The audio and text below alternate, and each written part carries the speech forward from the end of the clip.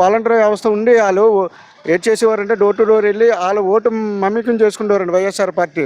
ఇప్పుడు అలా లేదండి, నేరుగా వెళ్ళి స్వతహాగా వెళ్ళి కార్యకర్త వెళ్ళి కూటమి ప్రభుత్వంలో ఉన్న సభ్యులందరూ వెళ్ళి డోర్ టు డోర్ వెళ్ళి 5:30కి వెళ్ళి పెన్షన్లు అందజేస్తున్నారండి. సక్రమంగా జరుగుతుంది, పెద్దలు ఇబ్బంది పడట్లేదండి. మంచం మీద ఉన్న వాళ్ళకి కూడా తీసుకెళ్ళి అందజేస్తున్నాం. దాని మీద కూడా మీరు అన్నీ కూడా సక్రమంగా జరుగుతుందండి. ఆయన విజన్ అండి. ఆయన ఇప్పుడు మెట్రో కూడా వచ్చే పరిస్థితిలో ఆయన ప్లాన్ చేస్తున్నారండి. అలాగే ఎందుకంటే అభివృద్ధి ఆయన కావాలా. మన లోకేష్ గారు కూడా చెప్పారు, ప్రజలకు అందుబాటులో మీకు ఉద్యోగాల పర్పస్ టీసీఎస్ కంపెనీ 3 నెలల్లో తీసుకొస్తాం, 100 రోజులు అని గ్యారంటీ ఇచ్చారు. మా ఇక్కడున్న పెద్దలు వెళ్ళి హైదరాబాద్లో ఎక్కడో పిల్లలు చదువుకొని ఇబ్బందులు పడి హాస్టల్లో ఉండి తల్లిదండ్రులు అందుబాటులో లేక చాలా ఇబ్బంది పడుతున్నారండి.